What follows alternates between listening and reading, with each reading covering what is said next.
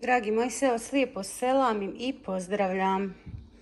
Danas pravim pitu iz mog djetinjstva, uljevak ili kljukuša sa krompirom. Ovu pitu mi dugo u stvari pravimo u porodici. Za tu pitu nam je potreban krompir, bijeli luk, ulje, brašno i soda bikarbona i sol. Pa pogledajte u nastavku. Prvo ću ovako da ogulim 5-6 ovih krompira.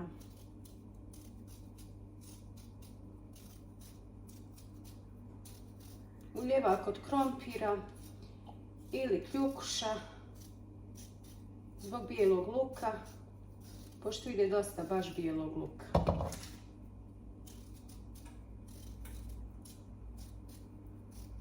Ovu pitu baš pravimo još kad sam bila dijete.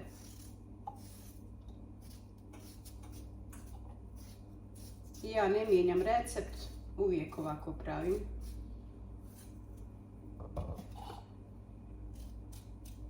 Znači prvo ogulimo krompir.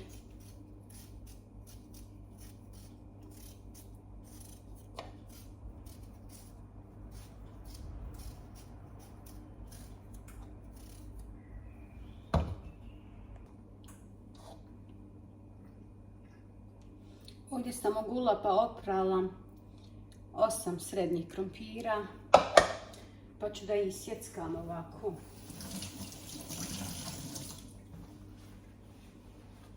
Neću baš skroz sitno, malo krupnije ovako.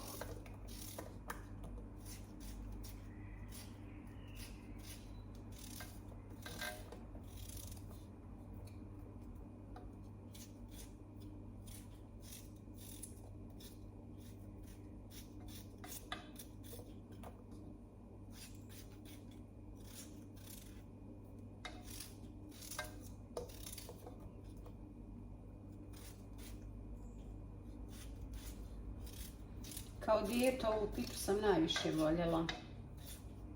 I da, danas je pravim i volim da jedem.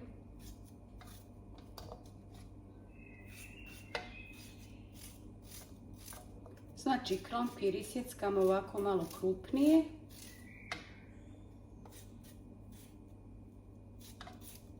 Ne morate se truditi da bude sitan.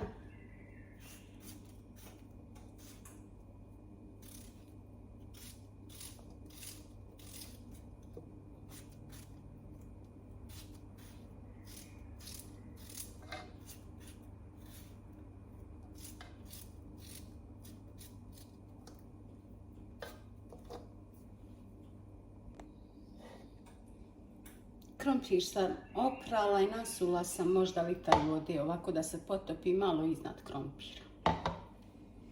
Zatim gulim bijeli luk, dosta bijelog luka.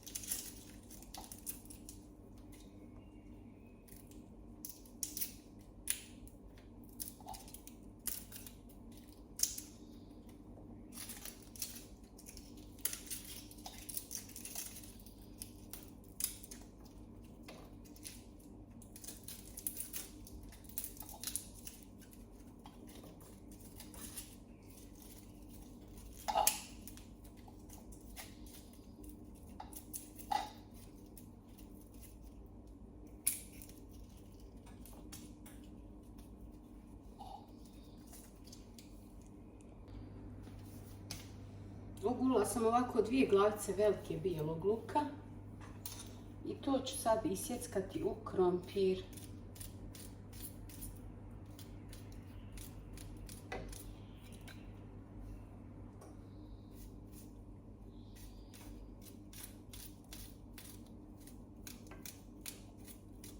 Znači dosta bijelog luka ide, a vi naravno možete po želji. Isto ovako možete raditi, ali ne bi se zvala uljevak sa crvenim lukom. Ali eto, mi smo ovako pravili sa bijelim, a i crvenim, zato se ova zove kljukuša.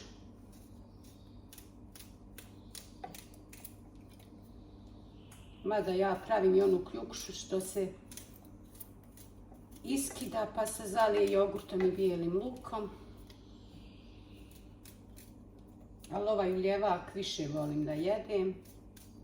Isto ovo možete uraditi sa crvenim lukom, isti postupak, samo što će mirisati na crveni luk. Ali eto, ovaj ja volim, ovaj uljevak više volim.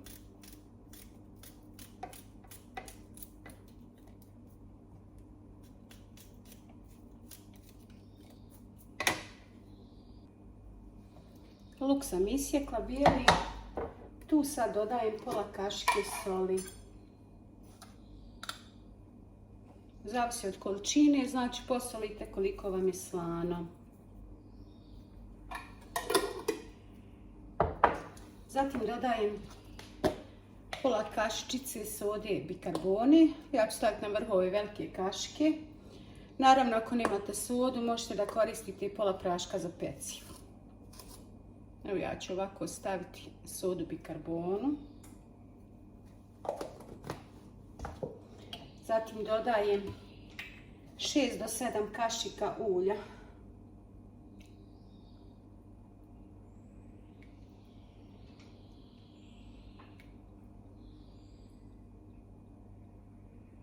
Ovo je maslinovo ulje. Naravno, vi možete staviti drugo.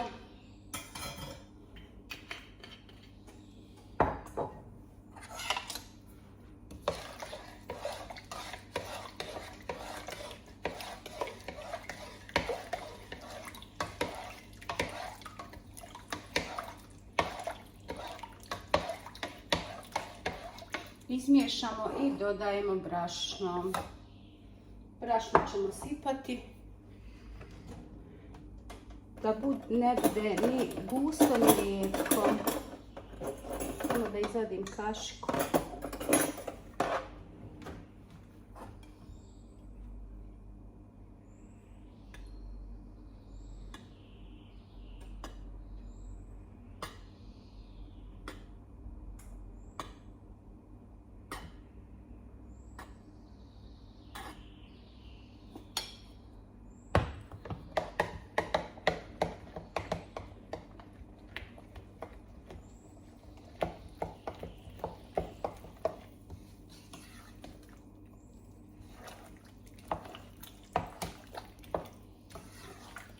Ja sam rednu već uključila na 250 stepeni da se zagrije dobro. Pečemo dok ne porumeni. Zatim ćemo napraviti polje.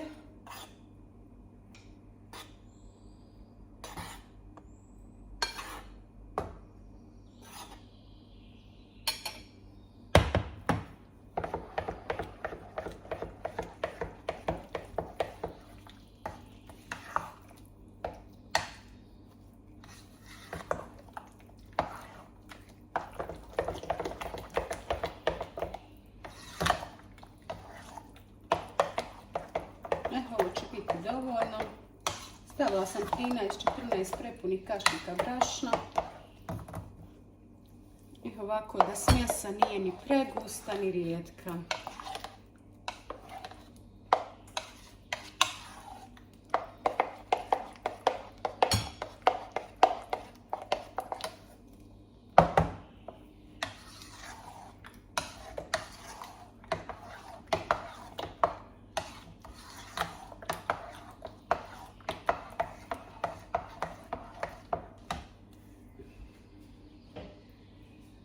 Tepsiju sam puljila pa ću je staviti malo da se ona zagrije u rernu.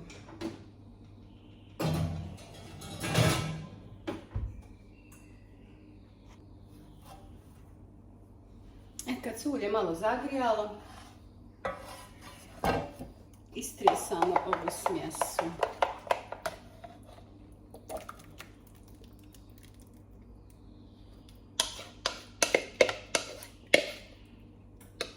Znači u ljevak istresamo.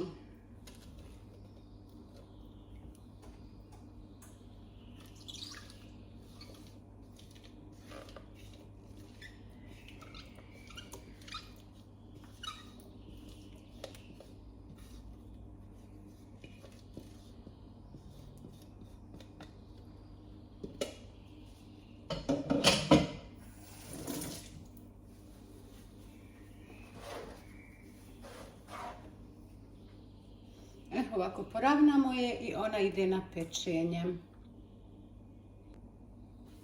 Dok se pita peče, ja ću da napravim polje. Ovdje imam negdje oko pola litra, malo manje od pola litra mlijeka. Biće dovoljno. Oko 400 ml ima. Zatim ću dodati malo soli. Na vrhu kašike koliko je slano i dodajem 1 kašiku brašna. I to ću ovako dobro da umiješam. Ne smije biti grudvica. Da uzmem samo drugu kašiku.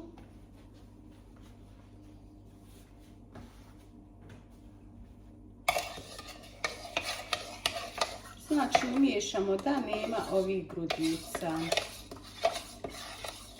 Da se brašno ovako rastvori uz zdjelu ga ovako.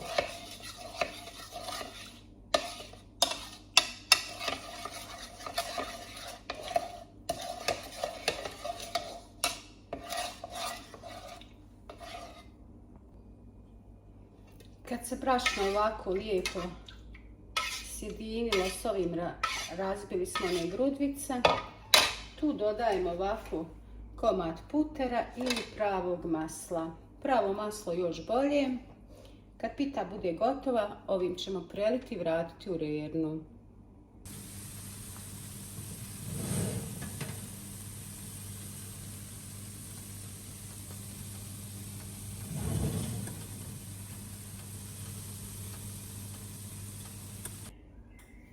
Dok se pita peče, ja ću napraviti spijeltine uštrke. Ovo sve znači pravim za doručak. Ovdje sam stavila samo malo bijelog brašna i dodat ću spijeltu. Spijeltino brašno. Tu je ovo brašno, ima ga u Lidlu. Dinkelmeh, znači spijeltino brašno. Mnogo lijepo i uredno. Znači stavila sam malo bijelog i spijeltino brašno. Zatim dodajem 2 jaja.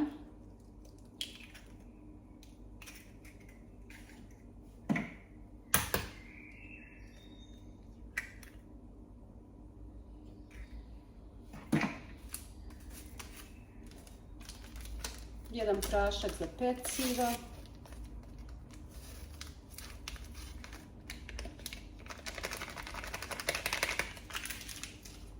Ovdje sam imala čašu jogurta pa ću i to da iskoristim, stari jogurt, da mi ne ostaje. Mada može samo sa običnim mlijekom ili sa jogurtom, svejedno. Zatim ću dodati ovako malo soli, toliko da je slano. I potkuhat ću mlijekom.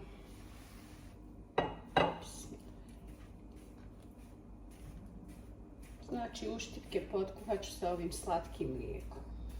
Ja nevezano potkuvam ili kiselim ili slatkim, sve zavisi šta imam. Ja se nikad ne držim skroz recepta.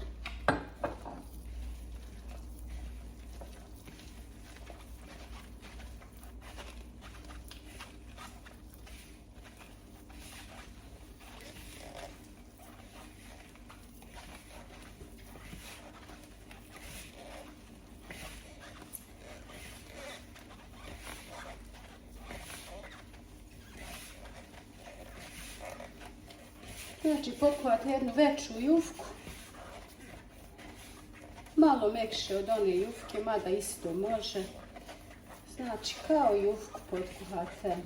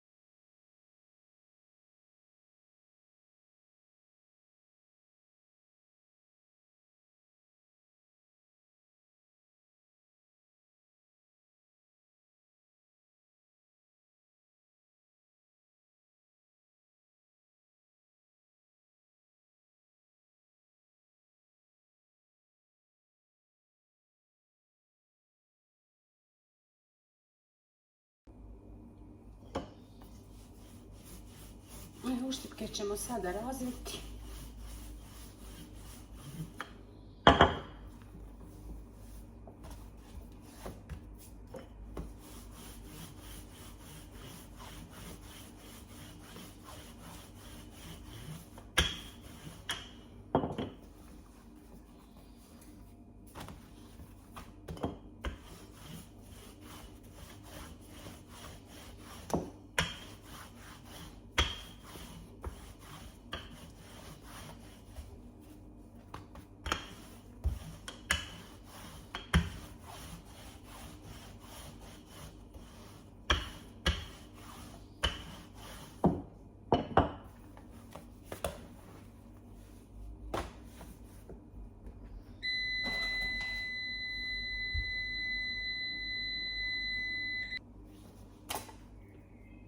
I kad sam uštipke razvila, ovako ću ih isjeći.